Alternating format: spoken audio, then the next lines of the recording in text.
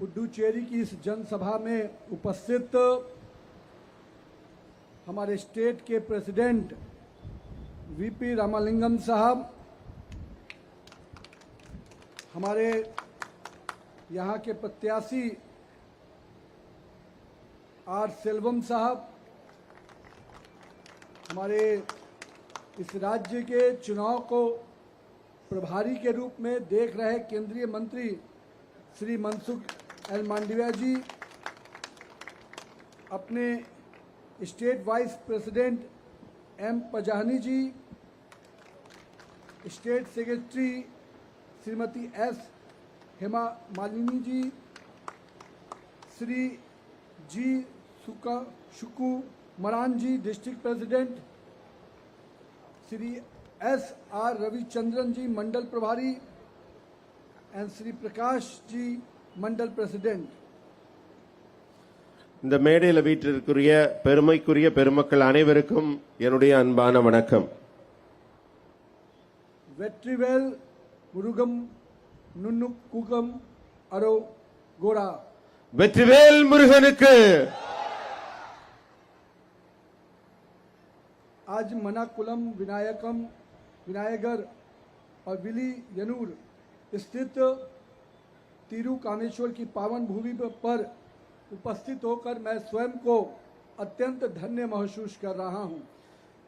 இங்க பெருமைக்குரிய நம்முடைய மணக்குள விநாயகர் அவர்களுடைய அருளையும் வில்லியனூர்ல திருக்கனூர் உறைந்திருக்கும் பெரிய கடவுளையும் நான் இங்கே வணங்கி உங்கள் முன் நிற்பதில் மிகவும் பெருமை அடைகிறேன். ये वो धरती है जहां भारतीयार और महर्षि अरविंद के राष्ट्रवाद और अध्यात्म का संगम कहा जाता है. இந்த புதுச்சேரி மண் அரவிந்தராலும் இன்னும் இந்து சமயத்தின் பெருமைக்குரிய மிகப்பெரிய சித்தர்களாலும் புண்ணிய பூமியாக திகழ்கிறது. आज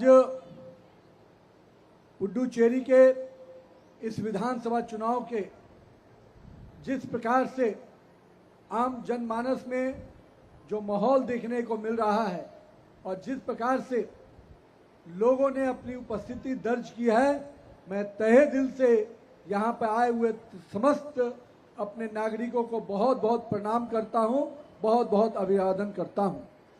இங்க மக்களை எல்லாம் நான் சந்திக்கும் போது ரொம்ப நம்பிக்கையோட இருக்கேன். உங்களை எல்லாம் இன்று காலை முதல் நான் ஒருத்தரா பார்த்துட்டு ஒவ்வொரு பகுதியிலையும் பார்க்கும்போது உங்கள் மேல் மிகப்பெரிய நம்பிக்கை இருக்கிறது. இங்க மிகப்பெரிய வெற்றியை நீங்கள் நம்முடைய புதுச்சேரியிலே கொடுக்க போகிறீர்கள் என்பது எனக்கு உறுதியாக தெரிகிறது. माननीय प्रधानमंत्री श्री नरेंद्र मोदी जी ने एनडीए के इस पुडुचेरी के लिए जो बेस्ट गवर्नेंस के मूल मंत्र दिया है, बेस्ट गवर्नेंस यानी B for business, E for education, S for spirituality and T for tourism focus governance. ये चारों मंत्र पुडुचेरी के विकास के लिए, एक विकसित पुडुचेरी बनाने के लिए निश्चित रूप से भारतीय जनता पार्टी और एनडीए सरकार का संकल्प है. அன்புக்குரியவர்களே, நம்முடைய பாரத பிரதமர் திரு நரேந்திர மோடி அவர்கள் புதுச்சேரிக்காக ஒரு தாரக மந்திரத்தை கொடுத்திருக்கிறார்கள். அது என்ன? பெஸ்ட் புதுச்சேரி. பெஸ்ட் புதுச்சேரினா பிசினஸ், எஜுகேஷன், ஸ்பிரிச்சுவாலிட்டி, டூரிசம், இந்த 4 துறைகளிலும் புதுச்சேரிய ஒரு மிகப்பெரிய உயரத்திற்கு கொண்டு செல்வோம் என்று கூறியிருக்கிறார். நம்முடைய பாரதிய ஜனதா கட்சியும் இங்க இருக்கிற கூட்டணி ஆட்சியும் உங்களுடைய இந்த உயர்ச்சிக்காகவும் இந்த வெற்றிக்காகவும் இந்த மலர்ச்சிக்காகவும் ஆயராது பாடுபடுவோம் என்று உறுதி கூறுகிறேன். माननीय प्रधानमंत्री जी और एनडीए की पूरी सरकार जिस प्रकार से यहाँ के व्यवसाय को बढ़ाने के लिए, यहाँ के युवाओं को एक शिक्षित और रोजगार युक्त शिक्षा देने के लिए, हमारे यहाँ की जो स्पिरिचुअलिटी रही है उसको सम्मान पूर्वक यहाँ के विरासत को और विकास के साथ जोड़ना और टूरिज्म जैसे सेगमेंट को यहाँ एक बहुत बड़ी संभावना के रूप में लाने का हमारा सरकार का संकल्प है. நம்முடைய விவசாய பெருமக்களுக்கும் அவங்களுடைய விவசாயத்துல நல்ல முன்னேற்றம் காண்பதற்கான திட்டங்கள், இளைஞர்களுக்கு வேலை வாய்ப்புக்கான திட்டங்கள், இங்க இருக்கிற திருக்கோவில்கள், ஆன்மீக மையங்கள், இவையெல்லாம் ஸ்பிரிச்சுவலிட்டியில உயர்வடைவதற்கான திட்டங்கள், இன்னும் டூரிசம், இன்னும் மிகப்பெரிய வளர்ச்சியை அடைவதற்கான திட்டங்கள் அனைத்தும் பெரிய அளவில் இன்னும் முன்னேற்றத்திற்கான ஒரு வழியை நமக்கு திறந்து கொண்டிருக்கிறது. அதை விரைவிலே நம்முடைய அரசு, மத்திய அரசு அதற்கான நடவடிக்கை எடுக்கிறது. यहाँ के लोगों ने यूपीए सरकार के भ्रष्टाचार को भी देखा, युवाओं को बेरोजगारी के लिए भटकते हुए भी देखा और कहीं न कहीं यहाँ के माता बहनों का सम्मान को ठेस पहुंचाते हुए भी देखा।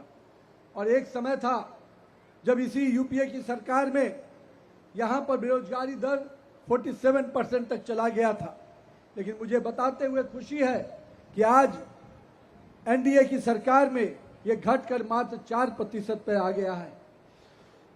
அன்பர்களே, இதற்கு முன்னர் நடைபெற்ற ஆட்சியில ஊழல் தலைவிரித்தாடியது. வேலை வாங்கிக்க கூட லஞ்சம் கொடுக்க வேண்டிய ஒரு சூழல் இருந்தது. பெண்களுக்கு முன்னேற்றம் என்பதே இல்லாமல் இருந்தது. அதையெல்லாம் நம்முடைய டபுள் என்ஜின் சர்க்கார், நம்முடைய கூட்டணி அரசு இங்கு ஆட்சிக்கு வந்தவுடன் மிகப்பெரிய மாற்றங்கள் அடைந்து கொண்டிருக்கிறது. இன்னும் சொல்ல போனால் வேலை வாய்ப்பு இல்லாமை என்பது இந்த பகுதியில் முன்னாடி 47% அளவிற்கு இருந்ததாக கூறப்படுகிறது. இன்று அது மிக குறைந்த அளவிலே 4% குறைந்திருக்கிறது. यूपीए सरकार में जो घोटालों का दौर 2014 के पहले तक था, वही स्थिति यहाँ के राज्य सरकार में भी यूपीए के समय में था. और सेंटेक घोटाला और ऐसे कई घोटालों के सीरीज यूपीए सरकार ने यहाँ के गरीब लोगों को ठगकर इनके परिश्रम का पैसा अपने तिजोरी में डालने का काम किया. மக்களே, இதுக்கு முன்னாடி இருந்த ஆட்சியில சென்டெக் ஊழல்ங்கிறது எல்லாராலும் பரவலாக பேசப்பட்டது. மக்களுடைய பணம் எப்படி தனியாரின் கரத்திலே சென்று அடைந்து கொண்டிருக்கிறது, அந்த வழிகளை எல்லாம் அடைத்து மக்களுக்கு அவங்களுடைய வரி பணம் அரசுக்கு நேர்மையாக சென்று சேரும்படி இந்த ஆட்சியிலே நல்ல நேர்மையான ஒரு வழிமுறைகள், சென்டெக் ஊழலை தடுப்பதில் மிகப்பெரிய ஒரு வெற்றியை அடைந்திருக்கிறோம். पहले इसी राज्य में गैंगवार अपराध का बोलबाला था, पर अब हमारी एनडीए की सरकार में ऑपरेशन त्रिशूल के माध्यम से मित्र एसओएस ऐप के से एक सुरक्षा और एक मजबूती यहाँ के लोगों को देने का प्रयास हमारी सरकार ने किया है. பெண்கள், குழந்தைகள் இவங்க பாதுகாப்புக்காக ஒரு ஆப் இருக்கு, மித்ரா எஸ்ஓஎஸ் அப்படிங்கிற ஒரு ஆப். இதனால சமூக விரோதிகள் எல்லாம் அவங்க ஆதிக்கம் செலுத்திய தெருவில் நடமாட முடியாமல் இருந்த அந்த கடந்த கால சூழல் தற்போது பெரிய அளவில் மாறி இருக்கிறது. यूपीए के सरकार के दौर में जहां नकली दवाइयों का पूरा बोलबाला था, वहीं हमारी सरकार ने 33 से अधिक जन औषधि केंद्र खोलकर लोगों को एक दवा और कहीं न कहीं स्वास्थ्य सेवाओं में नया आयाम जोड़ा. साथ ही साथ यही वो राज्य था जहां भूमि घोटालों की चर्चा होती थी, और आज एनडीए की सरकार है. यहां पर 12,000 से अधिक पक्के मकान देकर एनडीए की सरकार ने यहाँ के गरीब जनता को कहीं न कहीं आसियाना देने का काम किया है. மக்களே, நீங்க முக்கியமா ஒரு விஷயம் கவனிக்கணும். பழைய ஆட்சியில மருந்து வாங்க கூட முடியாம மிக அதிகமான விலையில இருந்தது. ஆனா இப்ப நம்ம ஆட்சியில பாத்தீங்கன்னா 33 மக்கள் மருந்தகங்கள் இங்கே வெற்றிகரமாக இயங்கிக் கொண்டிருக்கின்றன. குறைந்த விலையில் உங்களுக்கு எல்லாம் மருந்துகள் கிடைத்துக் கொண்டிருக்கிறது. அது மட்டுமல்ல, ஒரு நிலம் வாங்க கூட யோசிக்க வேண்டிய ஒரு காலகட்டத்தில் முந்தைய ஆட்சியில் இருந்தப்ப நம்முடைய என்டிஏ ஆட்சியில 12,000 வீடுகள் மக்களுக்காக கட்டி கொடுக்கப்பட்டிருக்கிறது. जहां एक और यूपीए ने 15,000 करोड़ के घोटालों में अपना चेहरा काला किया, वहीं आज एनडीए की सरकार ने 16,000 करोड़ से अधिक के निवेश इस राज्य में लाने का जो अवसर मिला, इससे कहीं न कहीं यहाँ के लोगों को रोजगार और नए अवसर का सृजन हो रहा है. வேலை வாய்ப்பு நீங்க குறிப்பா எடுத்துட்டீங்கன்னா இந்த ஆட்சியில மட்டும்தான் கிட்டத்தட்ட என்டிஏ அரசு வந்த பிறகு 16,000 பேருக்கு, அதை விட அதிகமான பேருக்கு வேலை வாய்ப்புக்கான வாய்ப்பு களம் உருவாக்கப்பட்டிருக்கிறது. आज हमारे किसान भाइयों को 6,000 डीबीटी के माध्यम से मिलता है. हमारी महिलाओं को सहायता के लिए लाल कार्ड धारकों को 2500 रुपया और आने वाले समय में पीला कार्ड धारकों को भी 1000 देने का हमारा संकल्प है। आने वाले समय में जो पेंशन की हमारे वरिष्ठ नागरिकों को 80 वर्ष से ऊपर की आयु है, उनका पेंशन बढ़ाकर 4000 रुपया करने का संकल्प हमारी घोषणा पत्र में लिया गया है। நண்பர்களே, என்டிஏ அரசு ஆட்சிக்கு வந்த பிறகு விவசாய பெருங்குடி மக்களுக்கெல்லாம் 6000 ரூபாய் நேரடியாக உங்க வங்கி கணக்கில் வருகிறது. அதே போல பெண்களுக்கு 2500 ரூபாய் சிகப்பு அட்டை வைத்திருக்கிற அந்த பெண்களுக்கு கொடுக்கப்படுகிறது. இன்னும் மஞ்சள் அட்டை வைத்திருப்பவர்களுக்கு 1000 ரூபாய் கொடுப்பதற்கான ஒரு திட்டம் தயாராகிவிட்டது. அதே போல முதியவர்களுக்கான பென்ஷன் எல்லாருக்கும் வருதா? 80 வயது கடந்தவர்களுக்கெல்லாம் இப்ப 4000 ரூபாய் பென்ஷன் கொடுக்கிற திட்டம் நம்ம ஆட்சியில தான் முதியோர்களுக்கு வழங்கப்படுகிறது. मछली हमारे पालक, हमारे मछुआरा भाइयों को जो प्रतिबंध के दौरान सहायता राशि दी जाती थी, हमारी सरकार ने भी उसको बढ़ाने का काम किया। पहले 6500 रुपया मिलता था, अब हमारे मछुआरा भाइयों को 8000 रुपये तक की राशि देने का हमारी सरकार ने काम किया है। மீனவ சமுதாயத்தைச் சேர்ந்த அவர்களுக்கெல்லாம் இதற்கு முன்னாடி 6500 ரூபாய் தான் கொடுக்கப்பட்டு வந்தது. நம்ம ஆட்சியில தான் அது உயர்த்தப்பட்டு 8000 ரூபாயாக வழங்கப்படுகிறது. माननीय प्रधानमंत्री जी जब 1 मार्च को पुडुचेरी आए थे तो नई योजनाओं को नई सौगात लेके आए थे और उस समय उन्होंने घोषणा किया करीब 2700 करोड़ की कई नई परियोजना का प्रारंभ करने का काम हमारे प्रधानमंत्री जी ने किया है और एनडीए सरकार इन योजनाओं को जमीन पर उतारने का संकल्प लेती है। நம்முடைய பாரத பிரதமர் அவர்கள் 1ஆம் தேதி இங்க புதுச்சேரி வந்திருந்த போது புதிய திட்டங்களையும் புதிய அறிவிப்புகளையும் உங்களுக்காக கொடுத்திருக்கார். கிட்டத்தட்ட 2700 கோடி ரூபாய்க்கான புதிய திட்டங்கள் உங்களுக்கு அறிவிக்கப்பட்டிருக்கிறது. அதையெல்லாம் நாங்கள் மிக விரைவாக உங்களுக்கு நடத்தி கொடுக்க இருக்கிறோம். विलपपुरम से पुडुचेरी तक 29 किलोमीटर लंबे 4 लेन सड़क के लिए भी उन्होंने उस समय उद्घाटन कर लोगों के लिए सुलभ उपस्थित कराया है। कहीं न कहीं इस राज्य के विकास में सड़क हो, इंफ्रास्ट्रक्चर हो, इसको गति देने का काम हमारी सरकार कर रही है। பிரதமர் அவர்கள் வந்திருந்தப்ப விழுப்புரத்திலிருந்து புதுச்சேரிக்கான NH32 29 கிலோமீட்டருக்கான ஒரு மிகப்பெரிய அகலச்சாலையை உங்களுக்காக திறந்து கொடுத்திருக்கிறார். இதுபோல உள்கட்டமைப்பு வசதிகளில் புதுச்சேரிக்கு எல்லா வசதிகளையும் நாங்கள் உருவாக்கி தர தயாராக இருக்கிறோம். इंदिरा गांधी स्क्वायर से लेकर राजीव गांधी स्क्वायर तक भी अगर किसी ने जोड़ने का काम किया तो हमारी सरकार ने 436 करोड़ की योजना से उस प्रोजेक्ट का शिलान्यास किया है। साथ ही साथ स्वास्थ्य के क्षेत्र में जिपमर की नई शाखा को 491 करोड़ की योजना से लागू करना, 94 करोड़ की योजना से रीजनल कैंसर सेंटर को स्थापित करना, हमारे स्वास्थ्य क्षेत्र में यहाँ के लोगों को सुविधा मिले, इसका संकल्प हमारी सरकार ने लेकर काम किया है। நண்பர்களே, இந்திரா காந்தி ஸ்கொயர்ல இருந்து ராஜீவ் காந்தி ஸ்கொயர் வரைக்கும் போக்குவரத்து நெரிசலை தவிர்ப்பதற்காக ஒரு புதிய அகலச்சாலை பால திட்டத்தை 436 கோடி ரூபாயில் இப்போது தொடங்க இருக்கிறது. அது உங்களுக்கு மிகப்பெரிய வளர்ச்சியை கொடுக்கும். அதே போல சுகாதாரத்துறையிலே ஜிப்மர்ல 491 கோடி ரூபாயில் ஒரு புதிய வளர்ச்சி திட்டம். அதுபோல பிசினஸ் டெவலப்மெண்ட்டுக்காக 94 கோடி ரூபாயில் ஒரு திட்டமும் உருவாகி இருக்கிறது. பிசினஸ் சென்டர் हमारे युवाओं के लिए आईटी सेक्टर को स्पेशल इकोनॉमिक जोन बनाकर करीब 1250 करोड़ रुपए का निवेश आया है, जिससे करीब 30,000 से अधिक युवाओं को नौकरियां मिलेंगी। ये युवाओं जो पुडुचेरी से हमारे युवा दूसरे राज्यों में रोजगार के लिए जाते थे, अब उनको यहीं पर रोजगार मिले, ऐसी सुविधा हमारी सरकार देने जा रही है। ஐடி செக்டார் எடுத்துட்டீங்கன்னா வேலை வாங்குறதுக்காக இனிமே நீங்க வெளி மாநிலங்களுக்கும் வெளியூர்களுக்கும் போகணும்னு அவசியம் இல்ல. நம்ம புதுச்சேரியிலேயே ஒரு special economic zone IT park எல்லாம் இங்க வருது. 1250 கோடி ரூபாயில் 30,000 படித்த இளைஞர்களுக்கு நம்ம உள்ளூர்லயே வேலை கிடைக்குது. आज जिस प्रकार से पूरे देश में इंफ्रास्ट्रक्चर का ग्रोथ हो रहा है, लगातार सड़कें, स्वास्थ्य के क्षेत्र में, आईटी के क्षेत्र में अन्य परियोजनाओं का काम हो रहा है। आज आने वाले समय में पुडुचेरी में भी हम उसी प्रकार के सड़कें, इंफ्रास्ट्रक्चर और अन्य सेगमेंट को हम खड़ा करना चाहते हैं। உள்கட்டமைப்பு வசதி, சாலை, பாலம், இது போன்ற உள்கட்டமைப்பு வசதி எல்லாம் வரும்போது இந்தியா முழுக்க 12 லட்சம் கோடியில வளர்ச்சியை அடைந்து கொண்டிருக்கிறது. அப்ப நம்ம புதுச்சேரிக்கும் மிகப்பெரிய வளர்ச்சியை உருவாக்குவதற்கான எல்லா பணிகளையும் இந்த அரசு அந்த திட்டத்தின் கீழ் கொண்டு வரும்.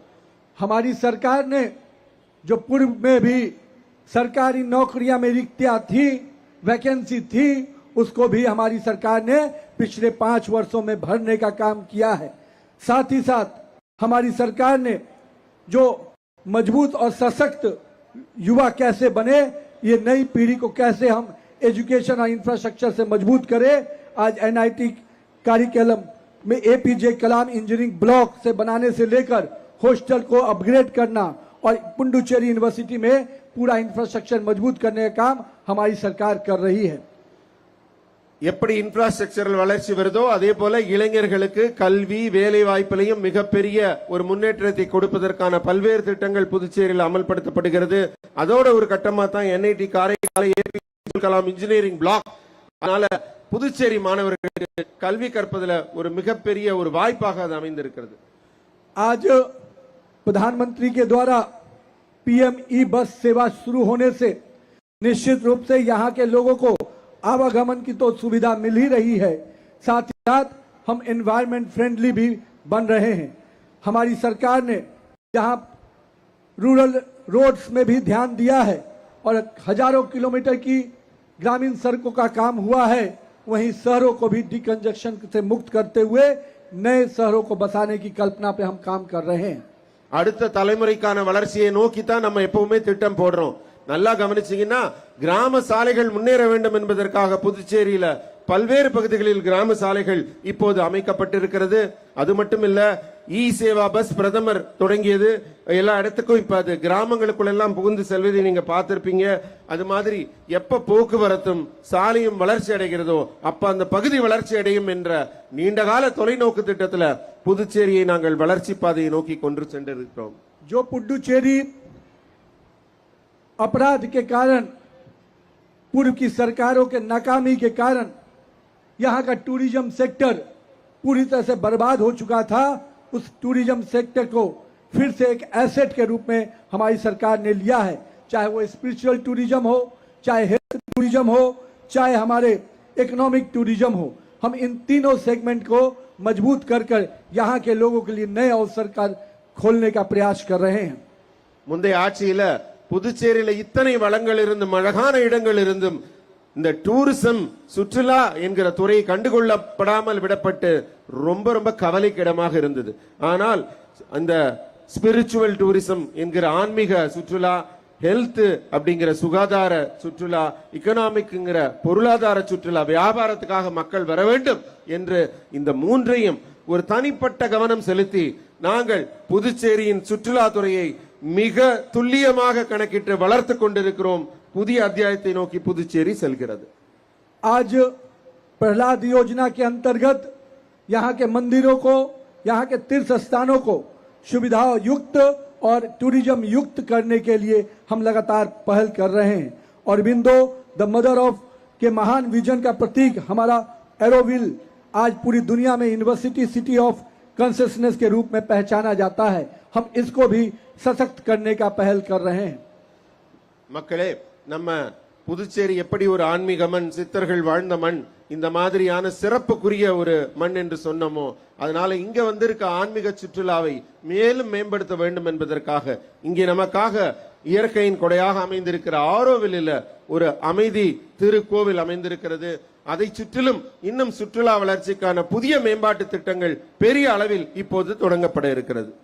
एक तरफ जहां हमारा प्रयास लगातार यहाँ के लोगों को मजबूती प्रदान करने का है, पर हमें वो दौर भी नहीं भूलना चाहिए जब यहाँ के SC ST के साथ अत्याचार होता था और एक भी केस रजिस्टर्ड नहीं होते थे। एक वो भी समय था जब यहाँ के ठेकेदारों ने पूरी तरह से अलग अलग चीजों में, चाहे वो भूमि घोटाला से लेकर दवा घोटाला तक हो, अपना आधिपत्य जमाए हुए था। आज सरकार ने उनको पूरी तरह से नकेल कसने का काम किया है। அன்பர்களே, நீங்க நல்லா கவனிச்சீங்கன்னா நம்ம பட்டியலின சகோதர மக்களுக்கு எதிராக மிகப்பெரிய ஒரு கொடுமை இதற்கு முன்னே நடந்து கொண்டிருந்தது. இந்த பகுதியில் எல்லாம் அவர்கள் வழக்கு தொடுத்தால் கூட அந்த வழக்கு பதிய முடியாத சூழல் இங்கே நிலவிக் கொண்டிருந்தது முந்தைய ஆட்சியில. அதே மாதிரி நில அபகரிப்பு பெரிய அளவில் இந்த பகுதியில் எல்லாம் நடந்து கொண்டிருந்தது. அதற்கும் நம்ம வழக்கு பதிவு செஞ்சா அது நடக்க முடியாம அந்த வேலையே நடக்காம எல்லாரும் அவதிப்பட்டு கொண்டிருந்தார்கள். அந்த ஏழை மக்களின் துயர் துடைப்பதற்காக நம்முடைய ஆட்சியிலே இந்த துன்பங்கள் எல்லாம் குறிப்பிட்டு கவனத்திற்கு எடுக்கப்பட்டு அவர்களுக்கு அமைதி கொடுக்கும்படி பட்டியலின மக்களுக்கும் நில அபகரிப்பு இல்லாமல் செய்வதற்கான நடவடிக்கைகள் எடுக்கப்பட்டிருக்கிறது. आपको ध्यान में रखना चाहिए, आपके बगल के राज्य तमिलनाडु में किस प्रकार से भगवान मुरुगन की कार्तिक दीपम पूजन करने से रोकने का काम किया, किस प्रकार से बगल में तमिलनाडु में किस प्रकार से हर समय करप्शन के जंद में पूरी सरकार छिपी हुई है, सरकार घिरी हुई है, और वहीं आज पुडुचेरी में विकास युक्त सरकार बन रही है जिसमें भ्रष्टाचार को जीरो टॉलरेंस पे हम रखकर काम कर रहे हैं. நம்ம அண்டை மாநிலமான தமிழ்நாட்டில் பார்க்கிறோம், அங்கே ஊழல் தலைவிரித்து ஆடுகிறது. இன்னும் சொல்ல போனால் மக்களுக்கு எதிராக அரசு செயல்படுகிறது. அதற்கு சாட்சியாகத்தான் திருப்பரங்குன்றம் கோவிலில் அந்த அரசு எடுத்த நடவடிக்கை மக்கள் விரோத நடவடிக்கையாக அமைந்திருந்தது. லஞ்சமும் ஊழலும் தலைவிரித்தாடி இப்படி ஒரு அண்டை மாநில அரசு இருக்கும்போது நம்முடைய அரசு இது மாதிரியான லஞ்ச லாவண்யங்கள் ஊழல்கள் இதற்கெல்லாம் அப்பாற்பட்டு வளர்ச்சி பாதையிலே மக்களை அழைத்து செல்லும் ஒரு முன்மாதிரி அரசாக இருப்பது நமக்கெல்லாம் பெருமைக்குரியது. हमारी सरकार उन भ्रष्टाचारियों को सजा देने का भी काम करेगी, पर साथ ही साथ हम अपने किसान भाइयों के साथ, मछुआरा भाइयों के साथ हम पूरी तरह से उनके साथ खड़े हैं. आज पीएम किसान सहायता जहां 6,000 से बढ़ाकर 9,000 करने की योजना को हमारे संकल्प पत्र में शामिल किया गया. हमारे मछुआरा भाइयों को राहत देते हुए 8,000 से बढ़ाकर अब 12,000 रुपया करने का हमारे संकल्प पत्र में घोषणा किया गया. साथ ही साथ पोंगल और विनायकम चतुर्थी के अवसर पर राशन कार्ड धारकों को 2 मुफ्त गैस देने का भी संकल्प हमारे घोषणा पत्र में शामिल किया गया है.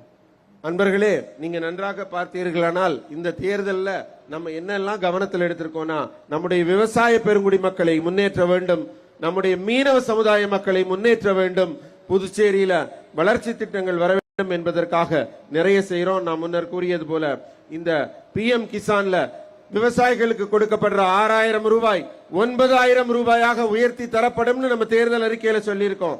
அதே மாதிரி மீனவர்களுக்கு கிடைக்கும் 8,000 ரூபாய் 12,000 ரூபாயாக உயர்த்தப்படும். அதே போல பொங்கல்லையும் அந்த மாதிரி பண்டிகை காலங்கள்ல கொடுப்பதற்காக விநாயகர் சதுர்த்தியிலையும் 2 பண்டிகைகளுக்கும் 2 இலவச கேஸ் சிலிண்டர்கள் வழங்கப்படும் மக்களுக்கு. இது நம்ம தேர்தல் அறிக்கையில இருக்கு. प्रधानमंत्री आवास योजना के अंतर्गत अपने मछुआरा परिवारों को 5,000 पक्का मकान देने का भी वादा हमने अपने घोषणा पत्र में शामिल किया है. इंटर्नशिप और स्टाइपेंड में 10,000 युवाओं को औद्योगिक इंटर्नशिप के अवसर के लिए 10,000 रुपया मासिक स्टाइपेंड देने की भी घोषणा हमारे संकल्प पत्र में किया गया है. மீனவர்களுக்கு வெறும் உதவித்தொகை மட்டுமல்ல 5,000 வீடுகள் கட்டித்தரப்படும் மீனவ சமுதாய மக்களுக்கு. இது நம்ம தேர்தல் அறிக்கையில இருக்கு. அதே மாதிரி நன்றாக கல்வி கற்கக்கூடிய மாணவர்களுக்கு என்ன வேணும், அவங்களுக்கு உற்சாகம் வேணும், அதற்காக ஊக்கத்தொகையாக 10,000 ரூபாய் மாணவர்களுக்கு வழங்கப்படும்.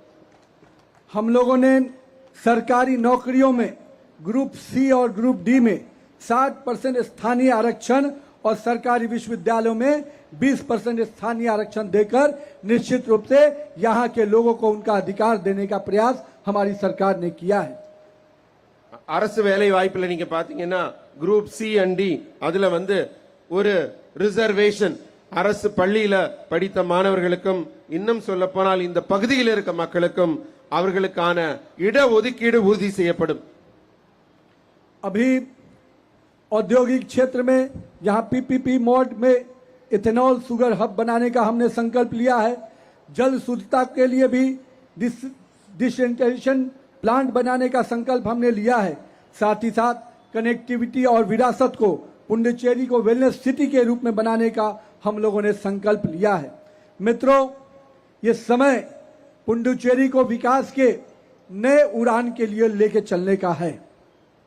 அன்பர்களே, புதுச்சேரியில அறிவியல், தொழில்நுட்பம், தொழில் வளர்ச்சி இவை எல்லாவற்றையும் மிகப்பெரிய அளவில் எடுத்து செல்லப்பட்டு, இன்னும் சொல்ல போனால் பிபிபி மாடல்ல இங்க மிகப்பெரிய திட்டங்களை எல்லாம் கொண்டு வந்து புதுச்சேரிய ஒரு ராக்கெட் வேகத்தில் வளர்ச்சி பாதையில கொண்டு செல்ல வேண்டும் என்பது எங்களுடைய இலக்காக இருக்கிறது.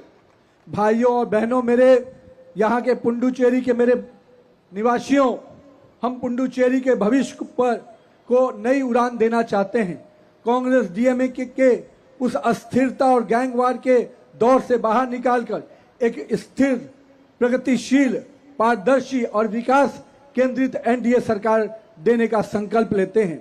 आने वाले 5 साल में हम 3 सेक्टर्स कंसंट्रेट कर हम विकास के नए आयाम को संकल्प के साथ पूरा करना चाहते हैं। அன்பர்களே, கடந்த காங்கிரஸ் திமுக ஆட்சியில் ஏற்பட்ட அடாவடி அராஜக அரசியல் எல்லாம் இல்லாமல் இந்த வரப்போகிற அரசியல் எப்படி இருக்கும் என்றால், நம்ம மக்களுக்கு நேரடியான நன்மைகளை கொடுக்கக்கூடிய வகையில 5 ஆண்டுகள்ல புதுச்சேரியோட வளர்ச்சி, மலர்ச்சி, முன்னேற்றம் என்பதை மட்டும் கருத்தில் கொண்டு வரப்போகிற 5 ஆண்டுகள்ல புதுச்சேரியின் மிகப்பெரிய வளர்ச்சிக்கு மிகப்பெரிய திட்டங்களை நாங்கள் முன்னெடுத்து செல்வதற்கான உறுதி எடுத்திருக்கிறோம். मैं आप सभी से अपील करता हूं कि अपने पुडुचेरी के उज्जवल भविष्य के लिए, आर्थिक समृद्धि के लिए, विकसित भारत के साथ विकसित पुडुचेरी बनाने के संकल्प को पूरा करने के लिए हमारे भाजपा के उम्मीदवार श्री एल्बम आर सेल्वम जी को भारी मतों से विजयी बनाने का आग्रह करता हूं। आपका मत कमल के बटन पर दबेगा, पर वो विकास की नई उड़ान के लिए आगे बढ़ेगा।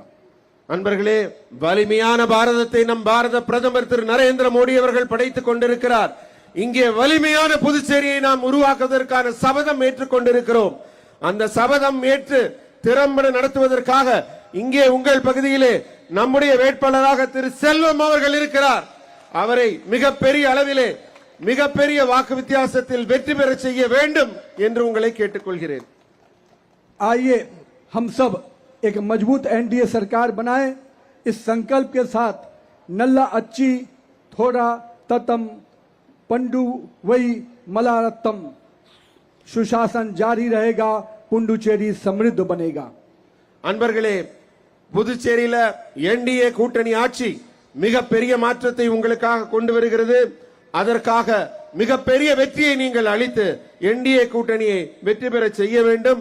நல்லாட்சி மலரட்டும் புதுச்சேரியிலே என்று உங்கள் முன்னே நான் கூறுகிறேன். भारत माता की जय, भारत माता की जय. வெற்றிவேல் முருகன் நுக்கம் அரோடா. வெற்றிவேல் முருகனுக்கு, வெற்றிவேல் முருகனுக்கு, जय हिंद। வெற்றிவேல் முருகனுக்கு.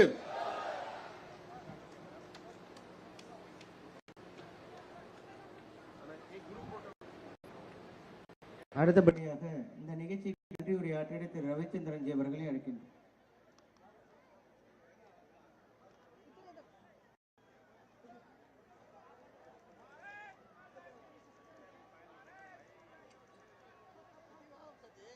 இந்த மாபெரும் மாநாட்டிற்கு வருகை புரிந்த தேசிய தலைவர் நிதின் நபீன் அவர்களுக்கு மனமார்ந்த நன்றியை தெரிவித்துக் கொள்கிறோம்.